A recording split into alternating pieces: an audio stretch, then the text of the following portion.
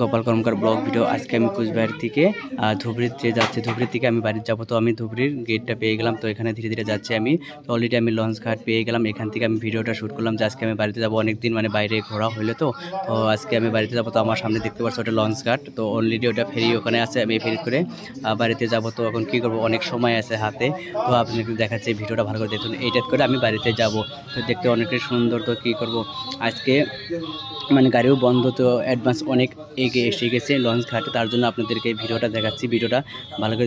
তো অনেক টাইম হয়ে গেল, তো খিদাও পেয়ে গেছে। তো আমি ধীরে ধীরে দেখি এখানে হোটেলে পাওয়া যায় নাকি। তো হোটেল দেখি, অলরেডি একটা হোটেল পেয়ে গেলাম। তো অনেক খিদা পেয়ে গেছে, টাইম হয়ে গেছে 1টা বাজে। তো কী করবো, হোটেলে গেলাম, যে অর্ডার দিলাম ডিম ভাত অর্ডার দিলাম। তো এই পিছন দিকে দেখতে পাচ্ছি, পিছন দিকে ব্রহ্মপুত্র নদী। তো এই হোটেলে ব্রহ্মপুত্র নদীর সাথে হোটেলটা তো অনেকই সুন্দর, ঠান্ডা হাওয়া আসছে। তো এইখানেই আমি বসে আছি। তো ভাত অর্ডার দিলাম, ভাতটা এখন এসে যাবো। অলরেডি দেখুন আমার ভাত এসে গেছে, ডিম আর আলু ভাজি, ডাল।